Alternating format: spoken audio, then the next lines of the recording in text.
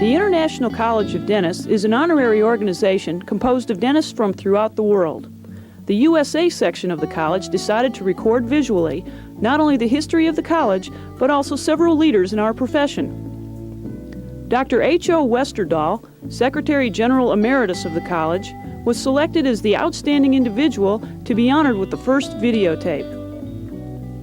The purpose of these tapes is to recognize those people who have contributed significantly to the dental profession. How great it would be if we had G.V. Black on an audiovisual tape. Wouldn't it be wonderful to bring back Pierre Fouchard, the father of modern dentistry? Another purpose of this project of the college is to explore the qualities of leadership.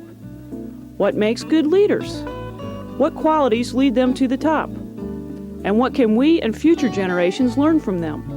This program in the series of the Chronicles of Outstanding Leaders in Dentistry highlights the career of Elbert O. Thompson. Dr. Thompson is interviewed by Dr. Don Allen.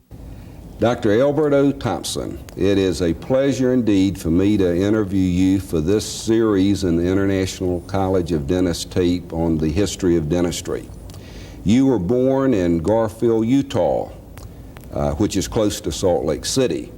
What was it like growing up in that small town? Well, it's an honor to be here, first of all, and to respond to this invitation. The first memories I have as a child were riding behind a horse and buggy for an hour to Salt Lake for a day to go to the doctor and back. So that was far enough ago when transportation facilities were not well organized at all. It was a time in the economy that was a very poor time, and we were on the poor side of the tracks. But I think there was a big advantage in that, because growing up experience put me very close to my parents, who were dedicated family people. And I remember that Mother had a saying that was quite a challenge to my dad all the time when she said, I was looking at a wall in a house, for instance, she said, there must be a better way to approve and improve the situation. And Dad would respond by saying, a sluggard is, or I can't, is a sluggard too lazy to try. And with those two nidus of information, it had a great effect on my life in the small town. Well, you held several jobs as a boy, as a menu printer, as a real estate agent, and I was fascinated to learn about your idea on, rather than taking all of the real estate customers on tours through the whole city, that you developed the idea of having a brochure made up. And that kind of got you interested in time efficiency and how you could get more done in a quicker period of time. That was one of the big thrills of early life. Now, you know, these real estate mortgages are sold from a book that is printed. Yeah. But in those days, they furnished a brand new automobile. And it was my job to take these customers around and sell them a mortgage or sell them a home. And by presenting the idea of taking a picture of each one of these houses and putting the pertinent information on each page, we could save a significant amount of time and expense, incidentally, which didn't seem to make much difference then, by putting the client behind a table and showing him the whole layout, and we would end up only showing one or two pieces of property. It was readily accepted in the real estate industry, or in that particular company at that time. You spent some very interesting years in Germany during a most historic period in the 1930s. Tell us a little bit about that experience and the impact it had on your future life. I was in Germany in 1930. At that period, von Hindenburg was the Reich Chancellor of Germany. I lived in small villages for about 6 months, long enough to get a pretty good hold on the language and to meet a lot of German people and learn to love them. At that time, there were 22 political parties in Germany, and one of those was, of course, the Hitler party that eventually overturned the von Hindenburg government. So I was there with getting the experience of seeing a transition in a foreign country into a dictatorial type of government that was very different, and I don't think the German people really recognized what change was taking place. But it was a slow but a powerful transition. Did you yourself realize what probably was going to happen to the government of Germany in those early years? There was a great deal of unemployment then, and the immediate reflection was that here's a man that is going to make industry work. He started out with the Autobahns, he started out with the Volkswagens, and at that time his regime seemed to be very powerful and very good for the country. And I think had he withheld his ambitions to reasonable periphery, that it would have been a very successful regime. You had some contact with dentists during your stay in Germany, didn't you? What influence did that have on you? My immediate superior was a dentist, an oral surgeon from Logan, Utah, Dr. O.H. Budge. And he pricked my interest in dentistry very much because he was such a fine man, seemed to have life under control, and the balance of his thinking was so keen that it was an inspiration to work with him. Of course, that gave me an interest in dentistry. So you came back to Utah, I assume, in 1933. Yeah. And then a couple of years later started dental school at Northwestern. Is that correct? That is correct. And I started school in 1935. So that was 2 years later. And you had just gotten married before you started dental school? Yes. Just a week before, is that correct? The week before. Tell us about starting dental school at Northwestern and what it was like, both personally and professionally, as a dental student. Northwestern at that time was a relatively new school. The facilities were very good. I remember in our operating unit that there was a fixed dental unit in one place with a cuspidor. There was a chair that was seated next to that cuspidor so the patient could sit erect and spit into the cuspidor. There was a place for a dental cabinet behind the operator. No operating stools whatsoever were even thought of or mentioned at that time. And basically, it was the prototype for the offices that I found later when I graduated. It was evident that there was a stressful relationship as the operator stood on one hand or on one foot and reached back with his other foot to manipulate a heavy rheostat that was sometimes very elusive.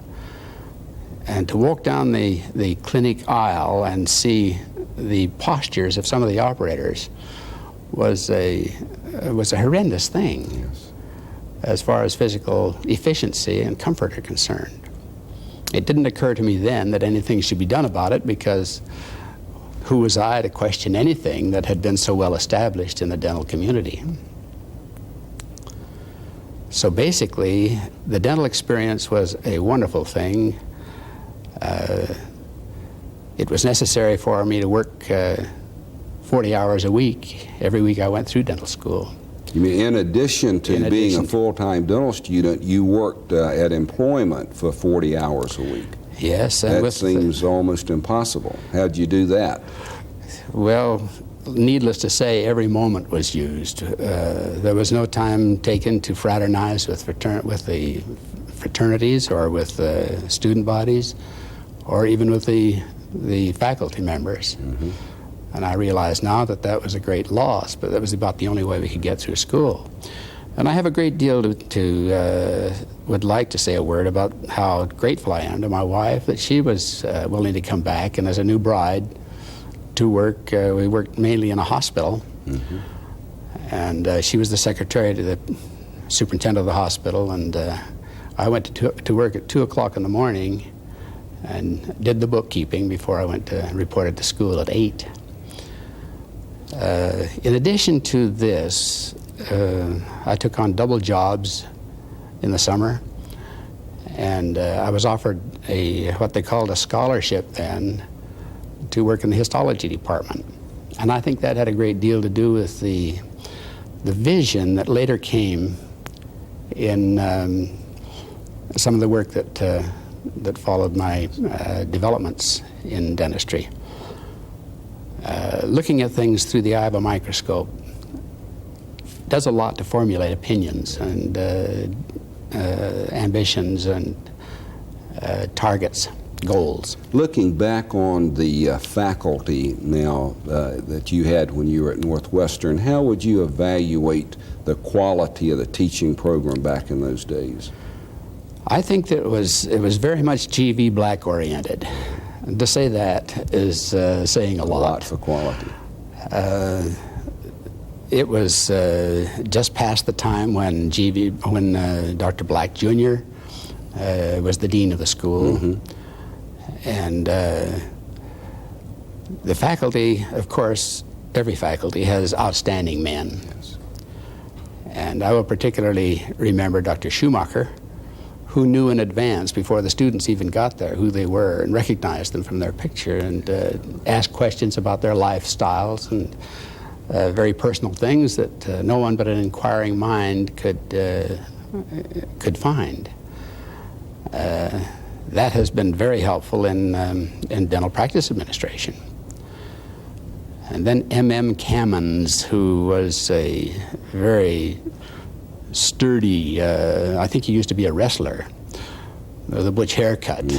And among the students, he was the man that was to weed out those who were going to fail, because 10% of the class failed. But one morning he came to class and he said something that was quite historic and I think very important in my life. He said, if I were to put a gun in your side and take your money, after giving a lecture of a full hour, he said, you would go screaming to the police, but he says, I don't need a gun. He says, I'm taking your money for just teaching you for one reason, and that is that you don't have curiosity. You don't have the curiosity of a child, and here you are, an adult. That obviously had an impact on you and maybe stimulated some curiosity. It certainly did. You couldn't pass the course in anatomy without it. And with that querying mind and the admonishments of my parents, I think those things were key issues in what followed in my life.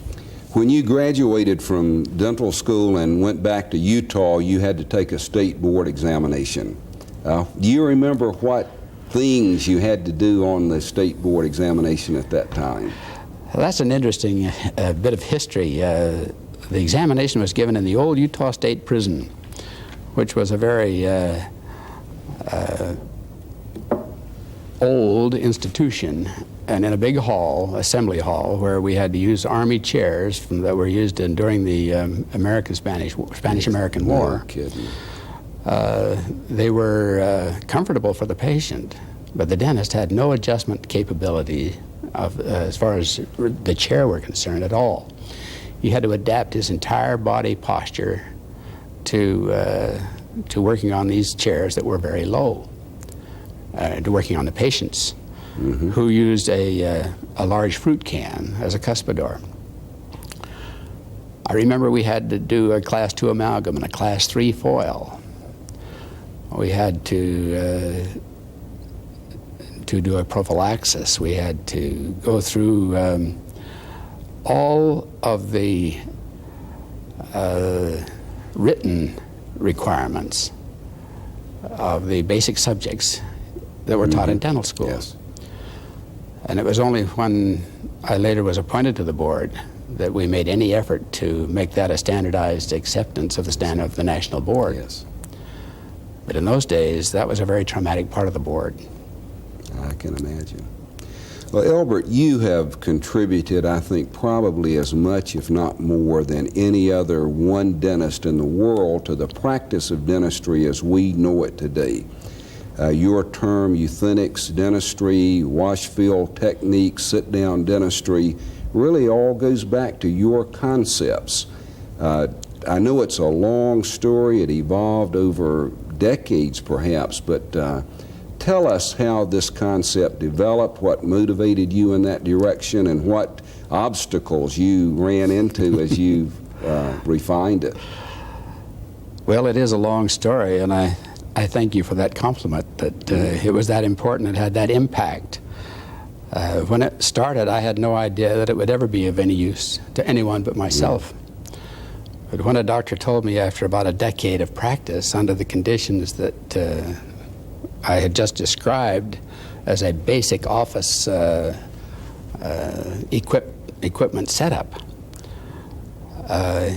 my physician told me that I was going to have to give up dentistry because of these bad postures having such a deleterious effect on my back.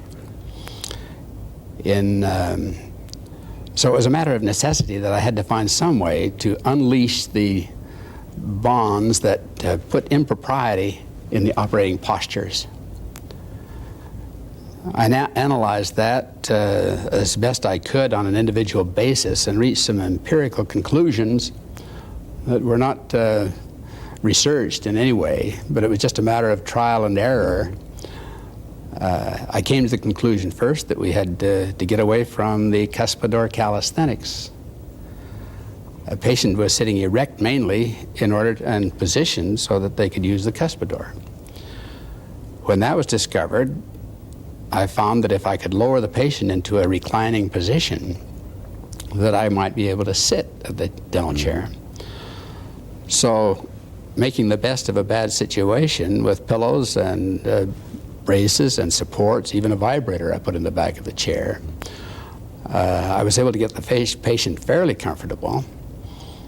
And then I looked for an operating stool that did not exist in a dental office repertoire, and found that a beauty stool that had 4 casters and that was only mildly stable could be used with the backrest in my abdominal area, and that gave significant relief to back strain. Mm-hmm. What period of time are we talking about now that you had gotten to this point, that you had made some modifications in the chair and were starting to use the beauty operator chair? What year are we talking about? This is the early 50s. I see. And the late 40s. Mm-hmm. It ended up with my having hoses and holes in the floor, hoses all over the floor, as you would see in a TV station. Garden hoses at first. Really?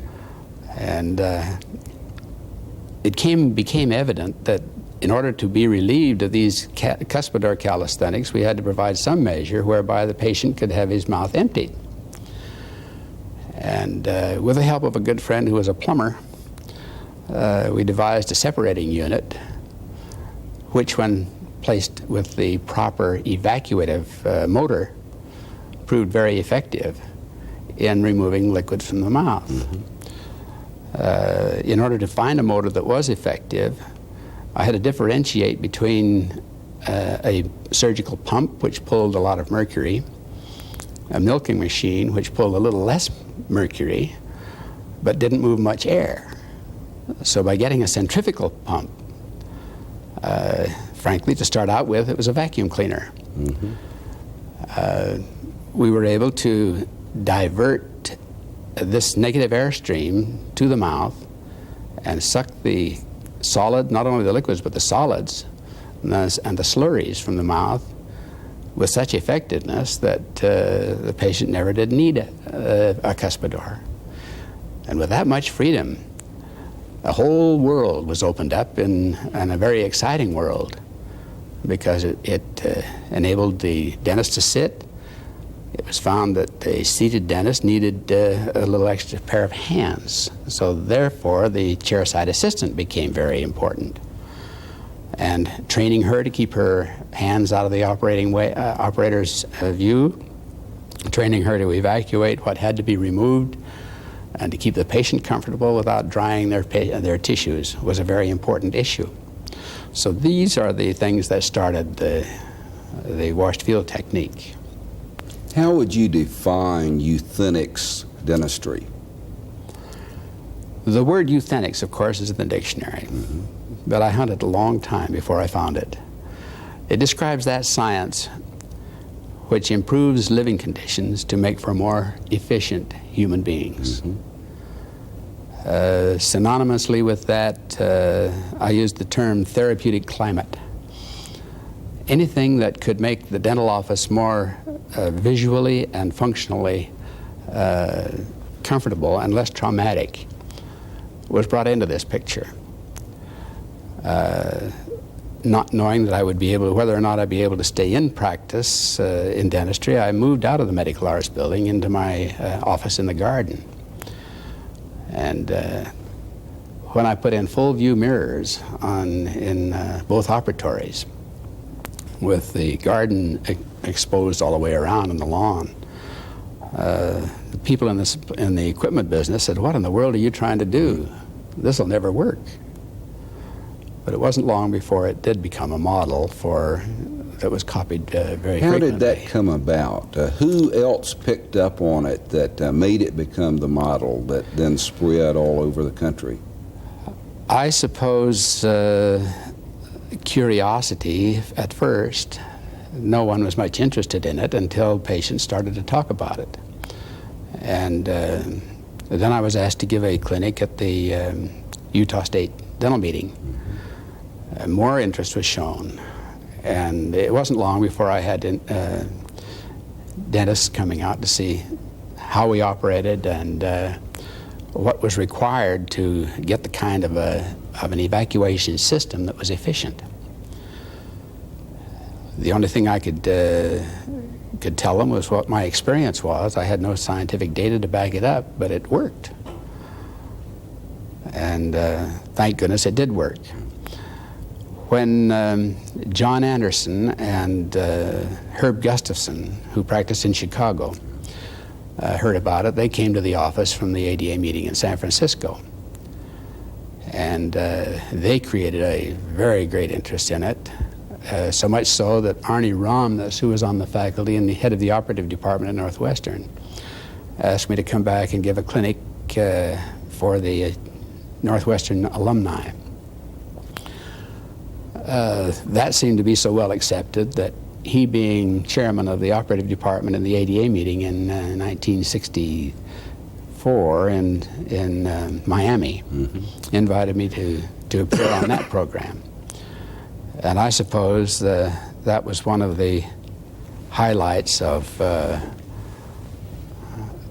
my, well, it really started such interest in this concept that it began a career of being on the lecture circuit. And you know what that means. Yeah, that's how the word got around. Well, its impact has certainly been felt and still is. How do you feel about the system today, the sit-down 400 wash field system that most dentists do? Do you think the equipment is optimal, or are there other things that need to be done to improve it?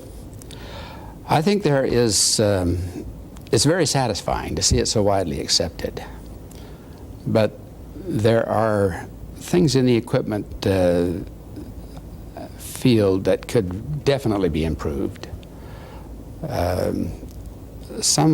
Most of the suppliers of this equipment, as far as I can visualize, and I haven't had much contact in recent years, but as I see it from looking outside in, they have lost track of the importance of air flow and air speed in evacuation.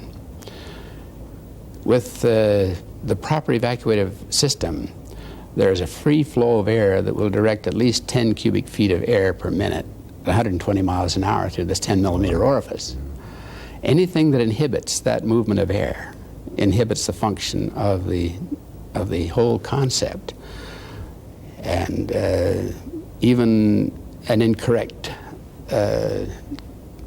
elbow in the vacuum system, or an overheated motor, or a motor that doesn't supply a generous movement of air, doesn't accomplish nearly as much as it's potentially capable of accomplishing.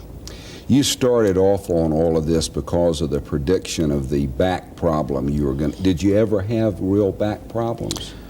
Yes, if I had known today what I had to find out the hard way, the story would have been a little different. But I practiced, I guess 15 or 20 years after that. Mm-hmm. And the more I practiced, the more I talked about it, the more encompassing this concept seemed to become. It got into time and motion studies. Yes. It got into practice administration, so many facets of dentistry that it was a big job to conduct a practice, to prepare for the next clinic, sure, to leave that practice, do the clinic, and then come back and pick up the pieces. And every clinic was different. There were new developments coming so fast that they had to be met with almost on the spot preparation. So I was taking pictures. I guess I have about 50,000 slides that were taken, and sort them out, and for varying lengths of lectures.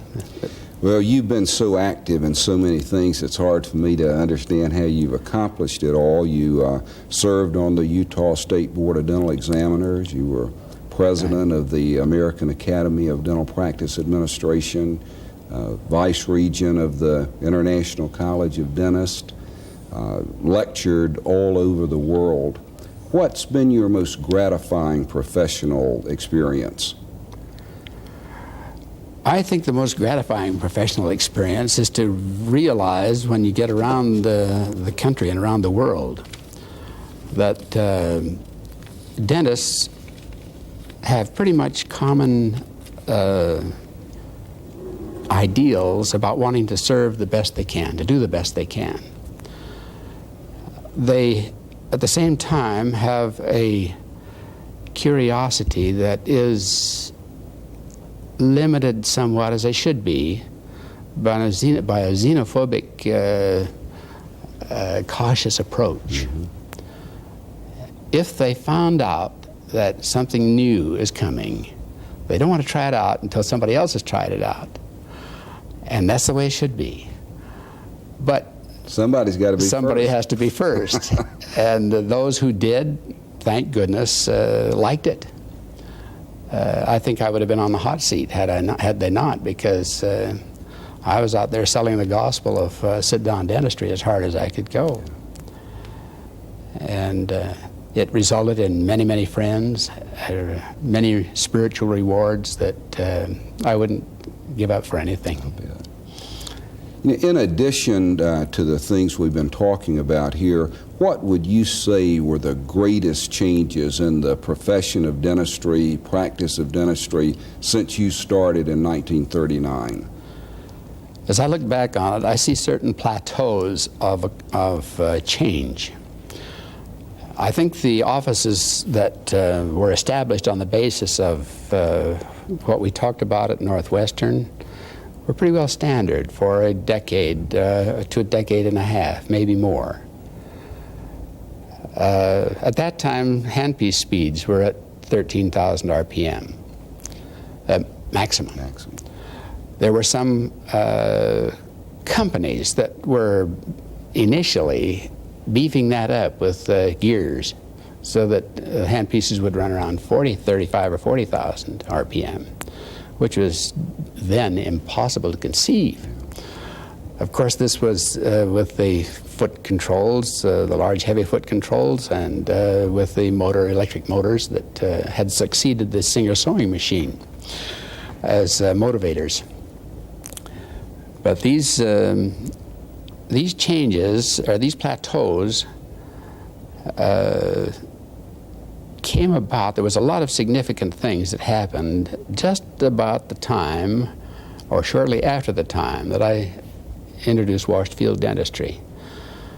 That was the development of the air turbine. It was very significant. The faster the burr goes, of course, it would seem that the more danger there is of heat involvement. As I described in washed field in 1954, we needed to put a copious amount of isothermal irrigant at the point of the burr, and an assistant should be very accurate in doing that, and all of that irrigant could be evacuated.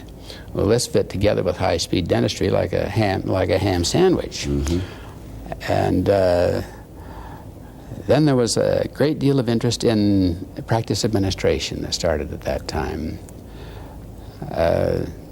In the beginning, I think there was a little leeriness, maybe about practice administration being a viable subject in dentistry. Yes. It seemed to be something of make a buck faster. But that wasn't the intent of the founders of practice administration groups at that time. It was a matter of saving time, of doing away with waste, of doing things that would help to get a better job done with less effort and with less pain to the patient. And that paid big dividends in building practices, in doing better work, and in the longevity of dental practice. Now, all of those things came together at once, and it made a significant plateau of achievement in many fields of dentistry. What would you predict the next 20 or 25 years are going to see as the biggest changes in dentistry? That is a difficult question, Yes. and I'm not an authority on anything like that, No one but I'll make a stab at it. Good. I think that quality of dentistry, well, before I start that, there was an article that just came out, a recent study in the Practice Administration Journal, the last issue, which reached 9 conclusions, every one of which had been taught over the past 20 years in practice administration. Such things as make sure that your reception room is well appointed and is clean and neat. The patient is more impressed on what he sees in the reception room than he is in what he sees in the operatory. Now, that was surprising. But make sure that you thank your fellow dentists or whoever sends you a patient, and so on. But there was only one of those 9 issues that was new. And that issue was don't overlook the importance of advertising in building a practice. Now, this was the opinion of patients. Take it for what it's worth. I think that nothing was said about the patient's concern for credibility. And that's disturbing. It is. Now, the future of dentistry, I think, has great potential. Having started a dental practice in the bottom of the Depression, when things looked very glum, it's a lot different from looking at it now, even with third and fourth party intervention. And I think with intelligent management and keeping quality and dedicated devotedness to patients and loyalty to patients will only develop loyalty within the patient-doctor relationship. But with that objective and with that goal, I see no reason why we should ever worry about the future, except we have to march to a different drummer. And things are certainly a lot different now than they were then. We had problems then, we have problems now. But I can see nothing that can't be solved with dedicated quality ambitions. What do you think stimulates people to seek that excellence? What do they have to look for in their lives to keep that head of steam up, to be better each day and to fulfill their obligations and the best they've got in them? I imagine there's a certain amount of that that's inherent. We all bring different talents with us. We see a Mozart or a Beethoven analogy in dental abilities or in the dedication to thoroughness. But I think that the learning capabilities begin very early in life. It has a great deal to do with the home being well organized, with an authority that is to which the child has to answer. I think it has a great deal to do with whether or not accomplishments are recognized. Children respond to positive suggestion, and I think we are all children at heart. And this comes through life. I think if there were some way that an ambition towards this goal could be established even in pre-dental years, the dental schools can certainly do an awful lot, and do an awful lot toward developing an enthusiasm for excellence and superior work. There must be a realistic approach to it, though. So many men I see graduating from school think that, well, I've got my diploma, I'm free to do what I please. And they end up with some very untasteful ads in the newspaper. They sacrifice quality for quantity. They don't evaluate some of the things that have penalties that must be paid. But a goal to pursue excellence, I think, is something that has to be within a person. Environment can do a lot in that direction. The seed's got to be there to start with. The seed has to be there to start with. You've done so many things innovative in your practice, as we've discussed, but if you were just starting a dental practice today, what are some of the projects you'd like to work on to further improve the day-to-day practice? Well, first of all, I wouldn't start on any of those projects until I had been in practice long enough to get seasoned. It's very easy to draw conclusions that this needs to be improved or that needs to be improved, but we ought to be about the business of making a living. That's why we're in dentistry, through service. Yes. And once matured, I think the next goal is going to be, the goals are limitless.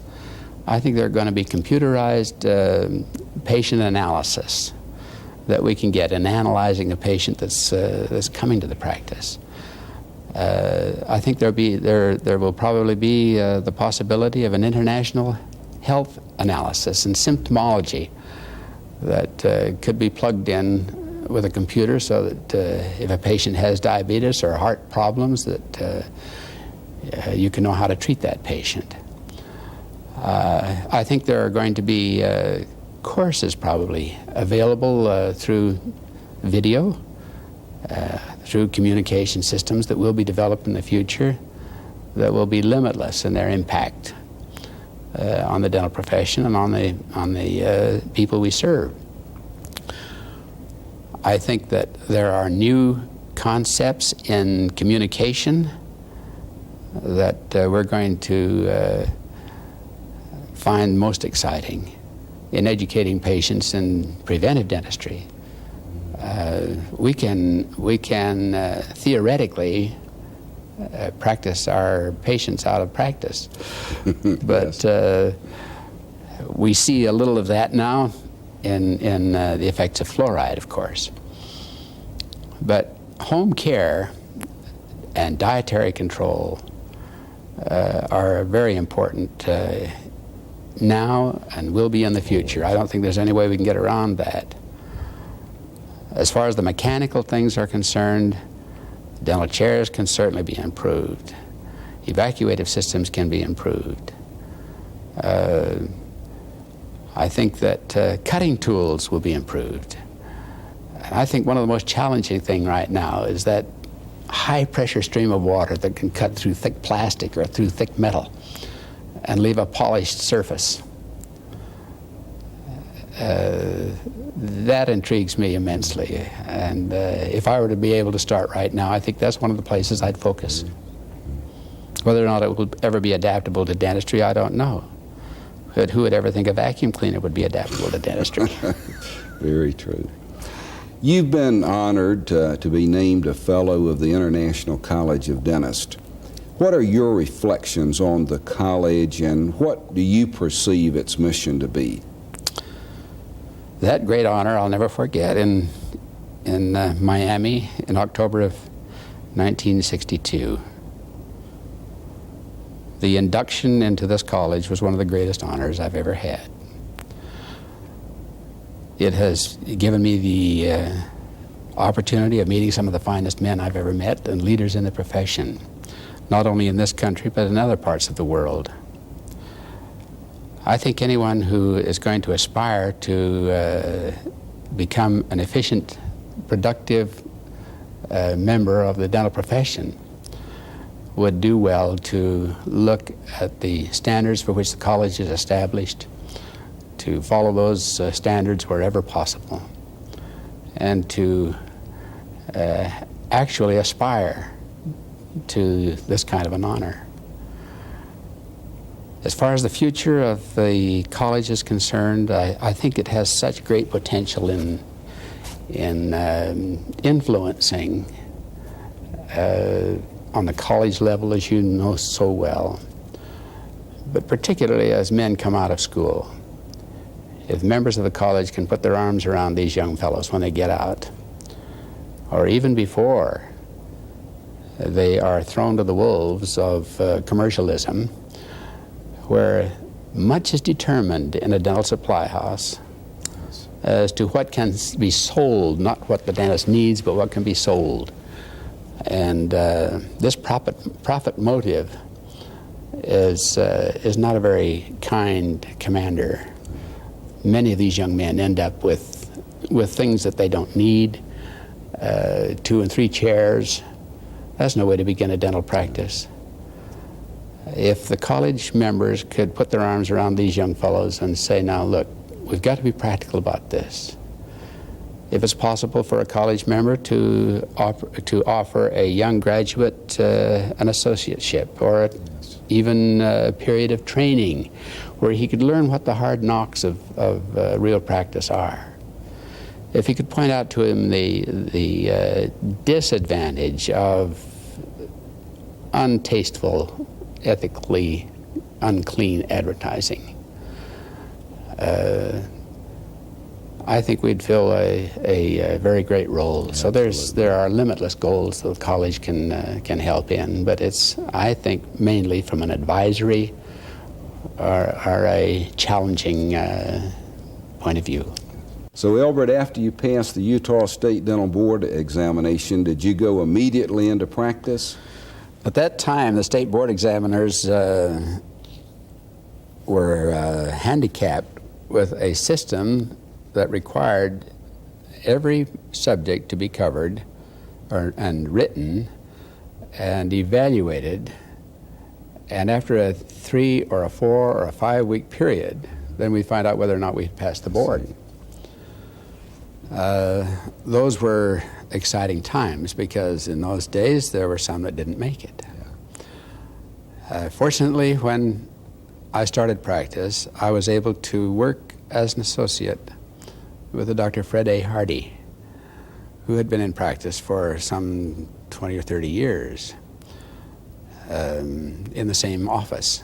And he had an assistant that had been with him for 20 years. Things weren't very busy at that time, and a friend of mine who was in the state health department came to me one day and he said, this was Dr. Chet Dalglish. He says, Elbert, we have a county called Rich County up in the northeast part of Utah, where there's not a dentist in the county. And he said, we have put a mobile unit in there and have been fixing up the teeth of the children for $1 apiece. I said, we are through with that program. It's all finished. But the adults want to know if we can't get a dentist to come up here for 2 or 3 days a week. I said, well, I can sacrifice maybe 2 or 3 days once a month. He says, well, that'd be all right. So we had to get our first automobile. And well, I'll never forget it. It was a nice little Plymouth. I had to get up at 3 o'clock in the morning to drive about 3 hours to get to what we call Randolph. We'll call the center city. There were a lot of little towns in between. I'd set up an office in a school that had no plugs, no electric plugs. So I had to borrow a Singer sewing machine foot control unit and pump that thing and operate on these people with in the same chair in which they took the state board. So it was a very long day when I got through with that day, which ended about 8 o'clock. I'd go to bed and get up early the next morning and start my next patients, and we'd get home the following morning about 2 or 3 o'clock in the morning. I felt I was making a contribution to these people. Yes. The only dentist in the county. But it pointed out a lot of things. Number one, that patient education is one of the most important things there is in practice administration. Because these people would prefer to accept the diagnosis, many of them, the diagnosis of a dentist who had examined them very casually in Evanston. And when I would tell them that they had 20 cavities, they wouldn't believe me. They would take the opinion of the dentist in Evanston, they said. Well, that was discouraging, because even though I could demonstrate the carious areas to them, they preferred the cursory diagnosis. Mm-hmm.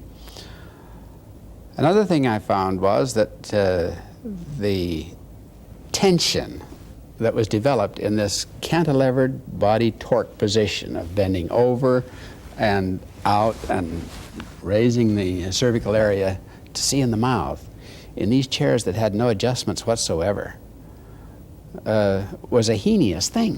Yes. And I'd come home so fatigued and so beat that it would take me a week to get over it.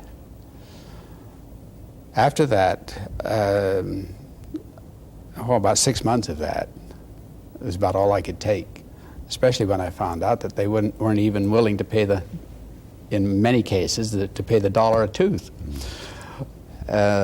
which made a subsidy that I couldn't meet. Yes.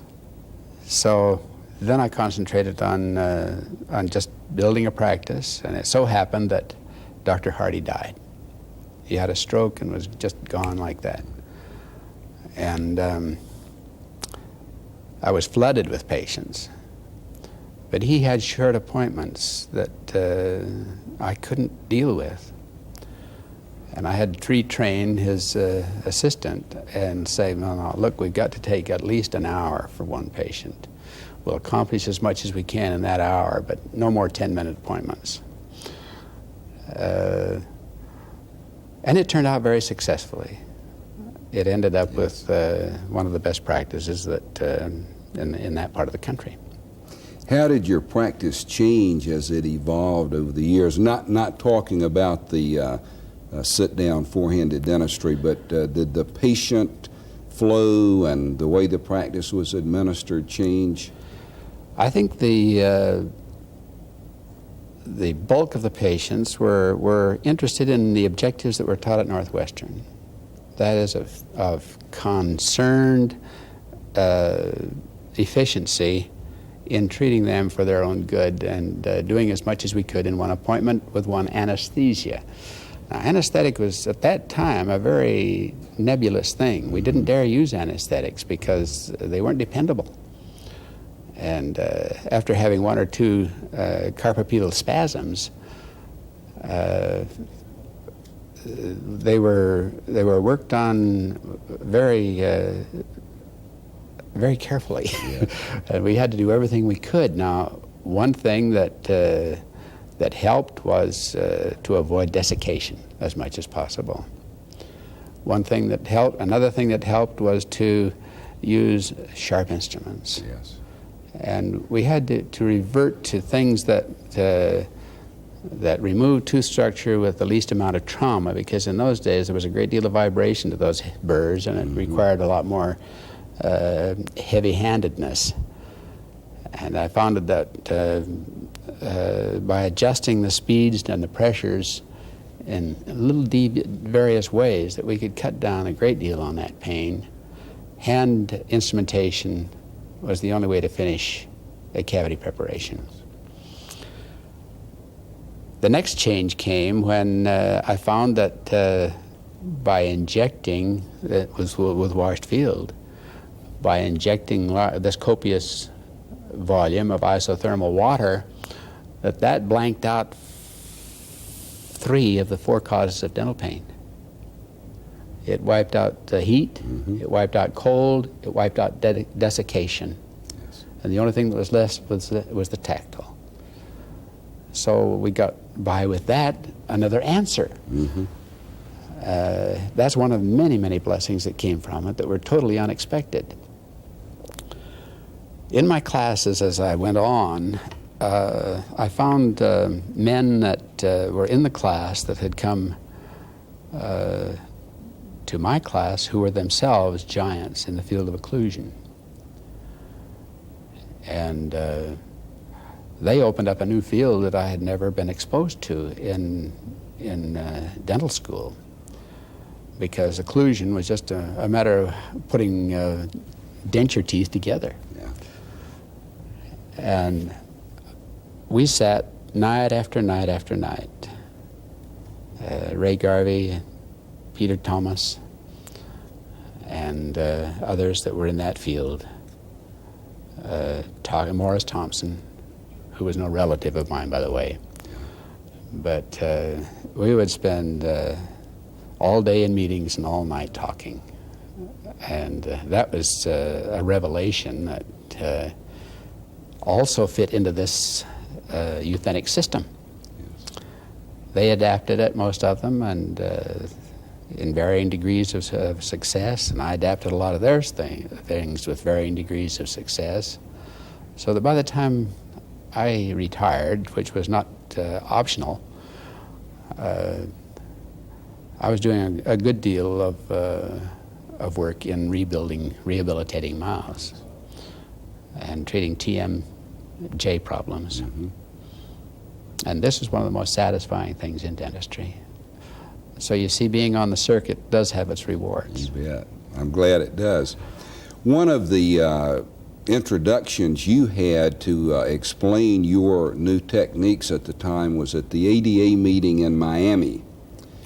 Tell us about that meeting and what experiences you had with it.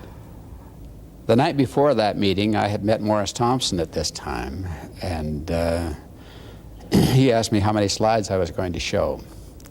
I says, well, I've got about 150 here. He says, cut them in half. Not only that, but he said, I want you to use my projector. Now that was some order. I'd worked for 6 months to get those slides together.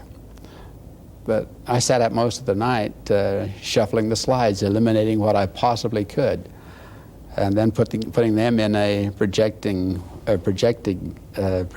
disc that I had never seen before. So with fear and trepidation, I walked into this big meeting room in Miami. Henry Tanner was the room chairman, and he had, we looked out at the audience, and I think there were half a dozen people there in this great big room that was walled with curtains. It was in the old Navy building in Miami. Well, no one had ever heard of washed field dentistry in that part of the country, or of Elbert Thompson. So what could I expect? But Henry was a master at handling a meeting. He said, I'm going to ask for questions from the audience. And how he got a hold of the questions, I don't know. He manufactured most of them, I think. But he would interrupt my presentation at points that were significant. And just like that, he'd point one question after another at me. I felt like I was on the receiving end of a machine gun. And with that kind of a response, you could see interest coming into the thing. And by the time we were well into the lecture, there was standing room only in that room. And that was the beginning of this teaching circuit. And following that, you wrote an article for the ADA Journal about the wash-fill technique, and then went on and participated in a meeting in New York. What were the highlights of that meeting? The Greater New York meeting was one I'll never forget, because Joseph Obst, who was the program chairman of that meeting, this was some years later, gave me very explicit instructions. He said, now you're in the Sky Room of the Hilton Hotel. And he said, you've got to be through by 5 o'clock, because we're going to have a cocktail party here. Mm-hmm. And we got to clear the room and get these tables out of here, or get these chairs out and put tables in. And I had prepared the presentation with 3 projectors, which was unheard of in those days. One was, here's your problem, don't do this, but meet it this way. I said to Joe Obst, I said, I've got 3 projectors. He says, you can't have. And I said, well, then you don't want my clinic. So he says, well, we'll have to hire 3 projectionists because of the union. Yes. And that makes a problem. I says, well, you don't have to hire 3. As far as I'm concerned, I'll run the whole thing. So I had 3 remote controls, and I ran that show up here. Well, whether it was the novelty of the thing or whether it was the subject, I don't know. But he came up when I was halfway through, and he said, will you go through this again? And he said, we've got the elevators jammed and we can't get enough people up here. Later that night, I visited a friend who was living in New York, and he said, you know, you made the New York Times. I said, you're kidding. He said, no, here it is. Little article that said, Utah pioneer holds up cocktail party. It didn't matter what subject I had been teaching, how important it was, but I did hold up a cocktail party. That's all right. And that was an exciting thing. Another exciting thing that happened in New York was that in a following meeting, recently after that, 3 of us turned up on practice administration on the same program, using a lounge chair. 3 out of the 4 clinicians in that New York meeting. Is that right? And that probably did more to launch the lounge chair idea than anything. I'll bet it did. So there are many experiences like that. Well, I know the lecture series that you made in Israel at one point in your career had a big impact on the delivery of dental care in that country. Well, it would probably have had more of an impact had the Yom Kippur War not caught us up in that program. I was invited to give a course in Haifa with Art Kahn of New York. And after presenting our program, they said, would you consider helping us design a postgraduate facility where we can train the dentists that come to us from Morocco or from Berlin or from Russia or wherever, so that their training can be unified to fit into our kibbutz type of treatment. They had a dental assistant who would take care of all of the emergencies, and the dentist would visit the kibbutz about once a month if they could, or once more often when they could. But it was important that they have a coordinated directive through the dental profession. And so we spent a great deal of time on making suggestions of how this facility could be placed in their existing building with minor remodeling. In fact, I've had the privilege of helping dozens of dentists organize and set up their offices based on these principles of time and motion and the euthenics concept. And that goes from Hawaii to Europe. The privilege of doing that has been a great blessing through friendships and the fact that they work. I haven't had anyone tell me that they didn't work. But after making all this planning at in Israel for this facility, we went up on the Golan Heights and rounded that just 2 days before the Syrian tanks came down that same road, attacking Israel on the north. We were at that time lodged in the King David Hotel in Jerusalem and were preparing to go back into the old city and see some of the wonderful religious shrines that are there.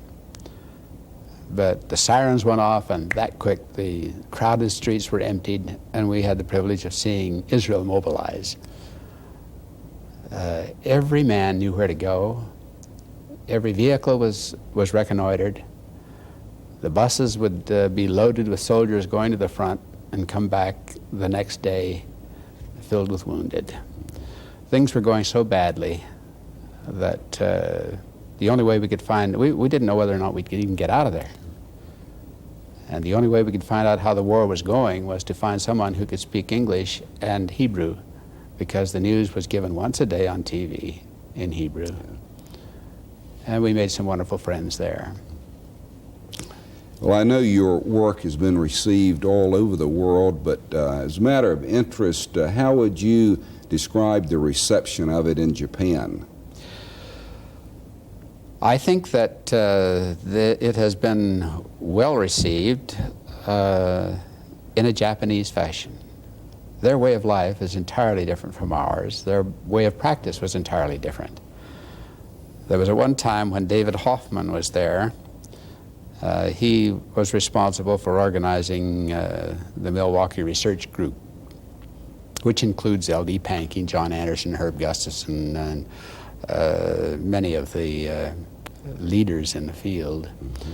And he would provide programs that were very, very exciting.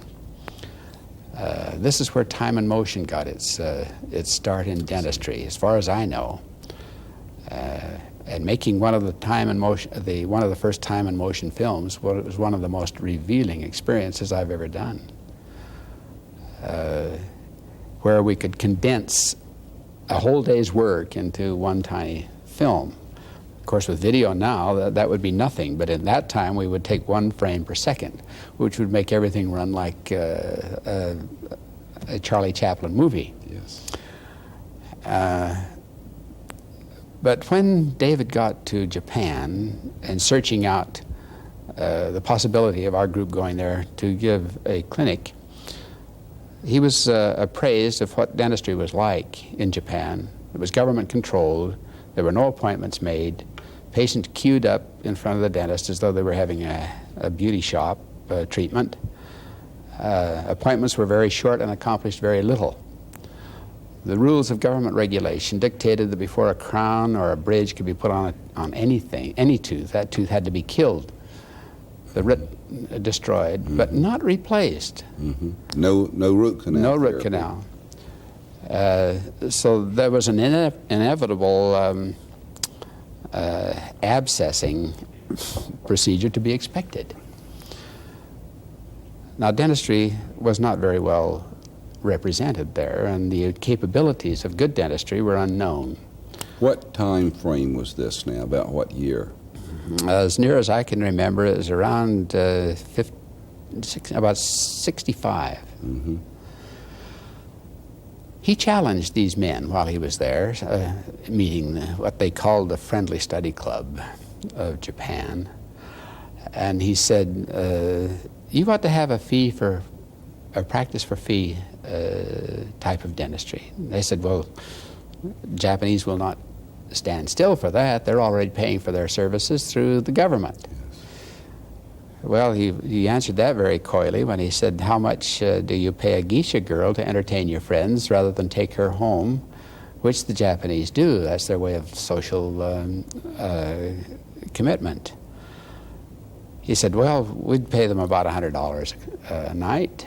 He says, well, if they'll pay $100 for a geisha girl, they'll pay $100 for a porcelain jacket crown. And they took him up on that. They invited us to, the whole group, to go to Japan and really put forth a great deal of effort to host an Asian dental conference in Kyoto, in a building that was supplied with very much like the UN building is, with large capacity of seating, with translating booths for all of the Asiatic languages. We each gave a paper that had to be prepared in advance. It was the most strange meeting you could ever imagine. Here were all of these black heads bent over a desk.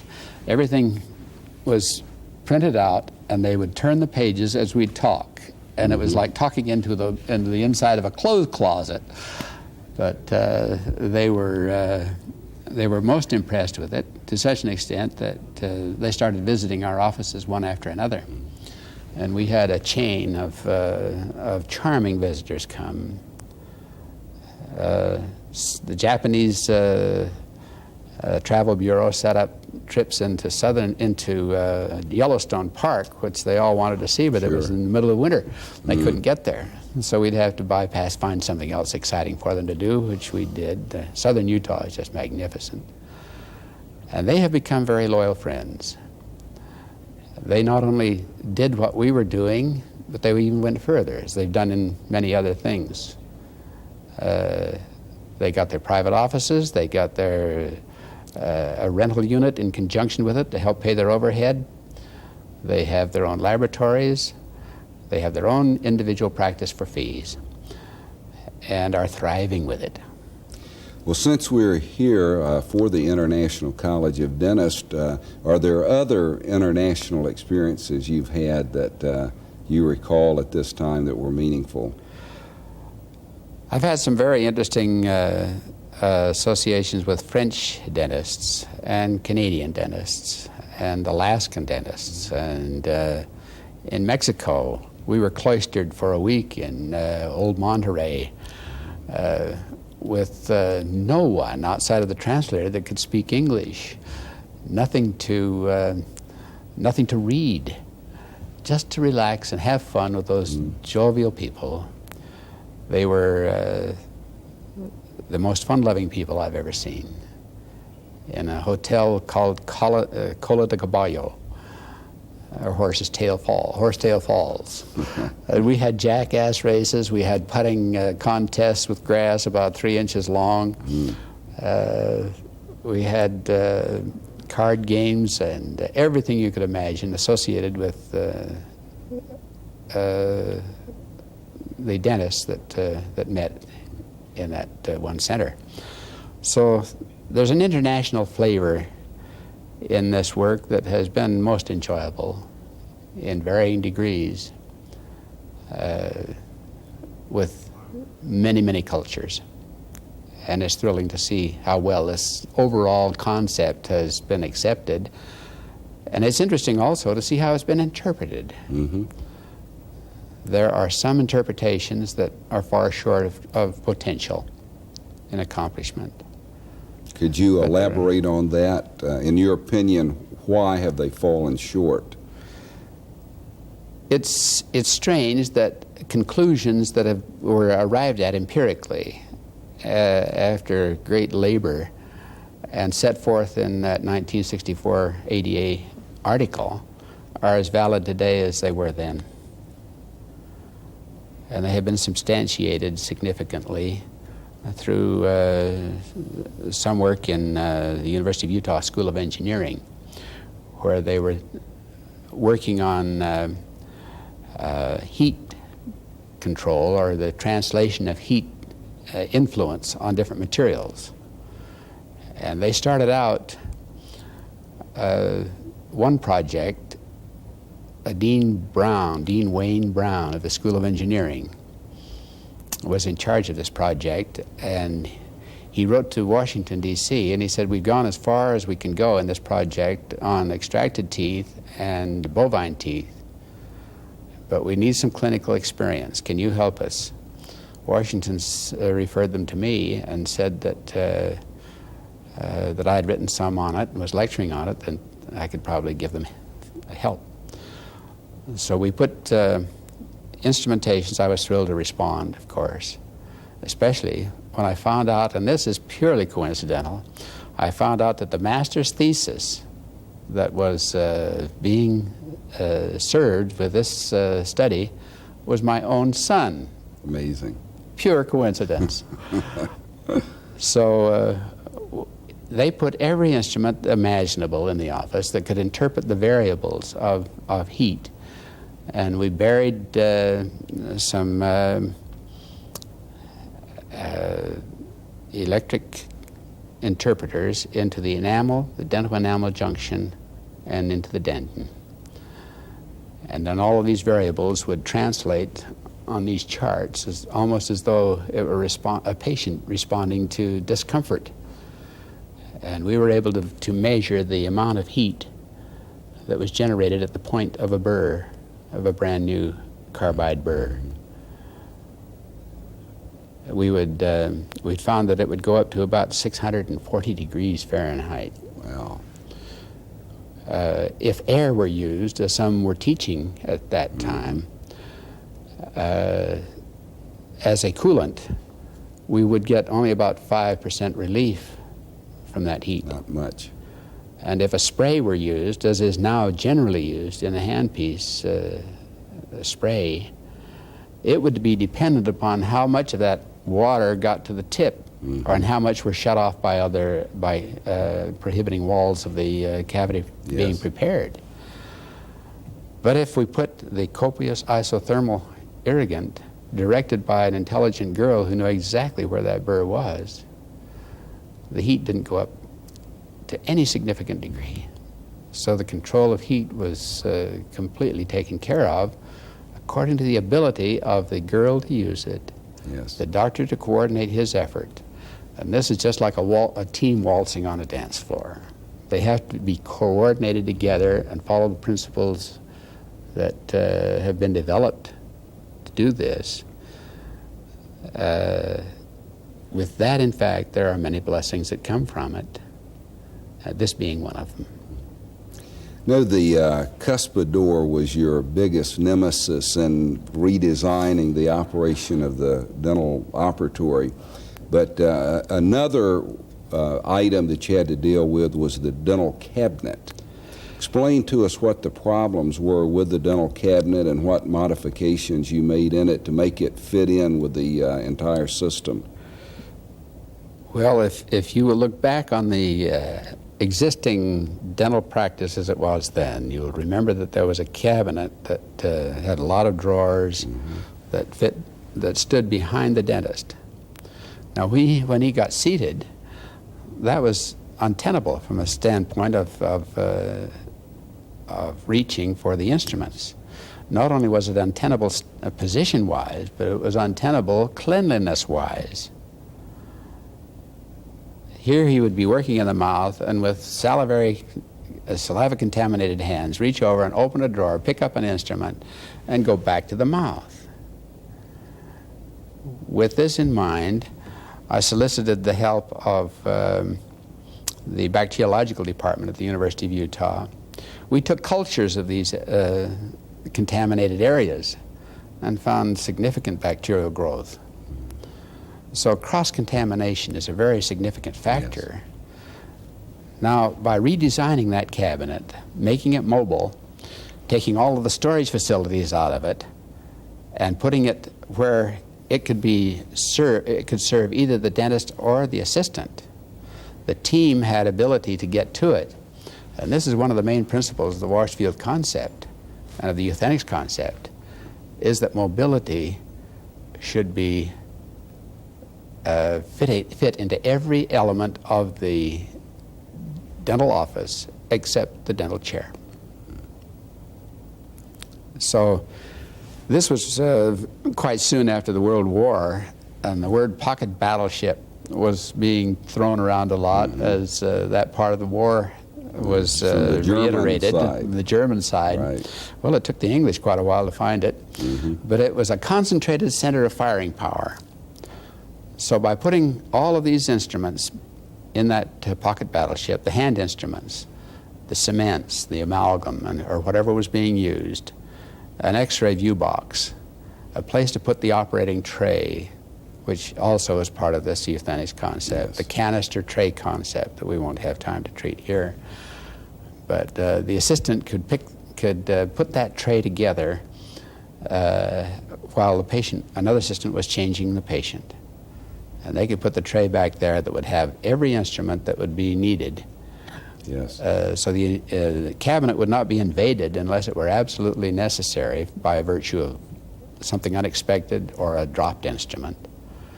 And then the assistant would carefully open that and pick it up with a clean piece of gauze and hand it to the patient or to the dentist.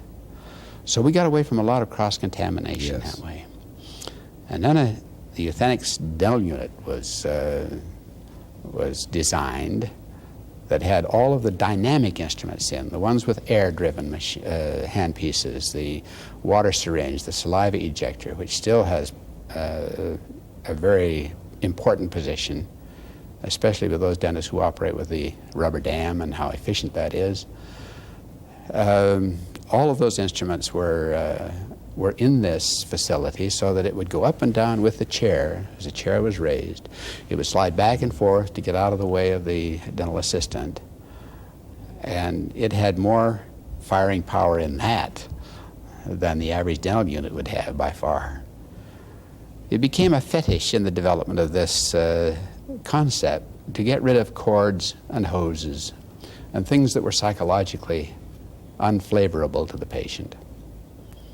In so doing, it called for a lot of automation. This pocket battleship that was in the back of the operators now, where they could reach it with ease, the assistant with her right hand, the dentist with his left, had a light switch on it.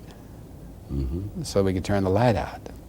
I would like to have proceeded with that research a little farther and made it possible to focus the light with mini motors. It would be very possible. We also had a second rheostat, so that when we were operating in the, say, the 7 to 11 o'clock position, we could work it with our left foot. When we got around to the 11 to 3 o'clock position, if we ever got on that side of the patient, then we would have a fixed rheostat on the floor. So no longer were we not then required to reach to try to find that rheostat. So these were part of the developments of the euthanasia concept as they went by. Elbert, this is quite a coincidence. Today is Friday, July the 18th, 1986, and this caption on this desk calendar says, "What sculptured bird sits atop the monument in Salt Lake City and why?" Now, I'd like to know what your scholarship is about this monument, if you can answer this question, and perhaps this will give us an opportunity for you to tell us a little bit about the mission of your church and your role in it. Now, what's the bird? The bird is a seagull. Right. In fact, there are two seagulls on that monument, and as far as I know, it's one of the only monuments that is erected to a bird. This is important in Utah history. The Mormon pioneers arrived in the Salt Lake Valley on July 4th, 1840. At that time, that was a Western territory. It was part of Texas, if you will. You mean it still is? Yeah, I think, I don't know how Texas has been hedged in like it has. And Oklahoma has really even taken off a little slice of the top of it. But they landed there with, after an exhausting trip well, you can imagine going from the Mississippi River by wagon through the Rockies, over the mountains, and coming into the valley. And on a hot July 4th day, one of the first things they did after thanking the Lord for their really deliverance from the wilderness, they landed in this, looked up and saw the valley with the Great Salt Lake in the distance. Mm-hmm. In the middle of Salt Lake were huge islands that you could see. One of the first things they did after that was to plow the ground and to plant crops, because that far into the summer, the growing season was pretty well over. There were authorities on irrigation, and some of the initial principles of irrigation were developed at that time when they took the water that came out of City Creek Canyon and diverted it into obviously infertile soil. Mm-hmm. But it did grow a crop. They harvested that crop and next year planted it to eagerly look forward to the harvest. And it was threatened with crickets, Mm-hmm. known as Mormon crickets. And those were little insects about an inch to an inch and a half long, and they came in such swarms that they would just eat everything in their path. And would take shovels out and try to beat them. They tried to flood them, and there was no way they could stop this onslaught of insects. When things looked their worst, it appeared as though something were going to be even worse. Here came a great cloud of flying birds. These birds descended on these crickets, would devour them, go back to water, disgorge them, and return and pick up more crickets, and they really saved that crop, which was so precious out in the middle of a desert, 700 miles from the nearest city. They would have been destitute and probably have starved to death had it not been for that. Quite a story. And they, even though they later found that this was not a natural thing for those birds to do. Yes. They don't eat crickets normally. It was obviously from the Lord, Yeah. in answer to their prayers. Yes. So it saved their lives, and for this, the seagull is the Utah bird. That's quite a story. Well, tell me about your own work with the church and with your own mission. It has been customary in the church to send missionaries to various parts of the world. As early as 1840, there were missionaries in Israel. As early as 1863, there were missionaries in South Africa.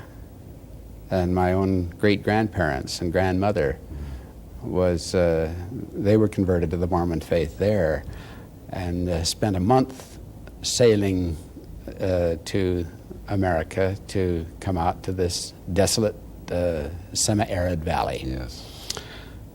My great-grandfather died at sea, but this missionary effort has done a great deal to reach out and help people help themselves. It has become the policy of the church to call men on it was at that time a 2 to 2.5 year mission, self-supporting, with no pay, and we were sent wherever we were called. I was fortunate enough to be called to Germany in 1830 at the Hitler area, and while there, after being in the supervisory field in the branches, I was transferred to the main office in Dresden. Dresden was a cultured city. It was filled with artworks that were unbelievably beautiful. Not only paintings, but architecturally. They had what they called the Zwinger, that held some of the most priceless pictures in the world. This was totally destroyed during World War II, and it has been restored now, I understand. While I was in Dresden, the headquarters were moved to Berlin. During this transition of Hitler from von Hindenburg time, I was in an executive position in Berlin where I had to deal with the interrelationship of people during this transition period, and to do that in a foreign tongue, in a foreign country, was a very unusual experience and gave me insight that later became very valuable in my practice administration. But living on an international basis can't help but raise one's horizons, and I think an interchange of educators, an interchange of practitioners, like there is in the college, is a very important part of Wonderful life. experience for anyone. So while you were in Germany, you learned the German language. Yes, I came home well enough that I didn't have to, I got credit without taking any German in the school. Well, I know that was a wonderful experience. It really was, and is not over. The Great. church keeps you busy no matter what you do, and as a retired dentist, now that I'm retired, I'm involved in work that keeps me going several days a week. Is most of that activity in Utah? Or? Yes, it's in Salt Lake City. I see.